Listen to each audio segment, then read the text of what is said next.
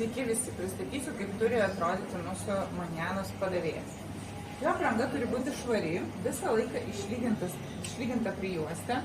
Mes turime savo kelnes, tokį viršutinį rūbą. Plaukai turi būti surišti, mažai bižuterijos, nagai tvarkingi, kuo mažiau žiedų. Batai turi būti uždari.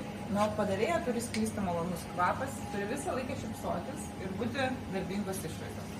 Taip, dabar, kada mes dirbame su maistu, mes turim pagrindinės taisyklės žinoti. Mes dirbam su vienkartinėm pirštinėm, jos yra tokios lateksinės, jas uždedame ant švarių rankų ir naudojame tada, kada mes norime pasiimti kažkokį, dabar čia kažkokį sausainį įdėti į lėkštutę. Aišku, jeigu naudojame žnyplės, tai tada žnyplės žiūrim, kad būtų visą laiką švarios. Muilinam rankas visą laiką prieš pradedant bet kurį darbo procesą. Grįžom iš sandėlio, aplamai atėjom į savo darbo vietą ir iškart plaunam rankas. Rankas plaunam gerai, su muilu išplaunam. Turim popierių, su kuriuo nusišluostam.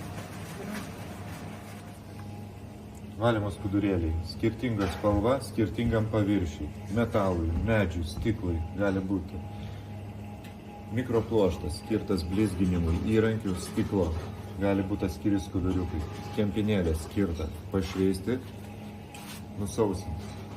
Rankų sausinimui, paviršių sausinimui didesniam drėgmės kiekiui. Rankų dezinfekantas. Skirtas rankom dezinfekuoti tarp procesų. Paviršių dezinfektantas skirtas paviršiams dezinfekuoti.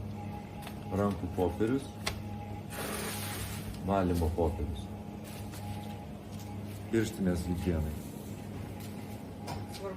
Svarbus higienos principas, kad šitoj vietoj, kur yra mūsų puodelis, nebūtų jokių lūpdažių. Kada nešam stiklinę, nenešam ją taip pasiėmę už antgalio, nes žmogus turės liesti prie lūpų. Ją išvalome ir statome ją tik taip. Stiklinė turi būti švari.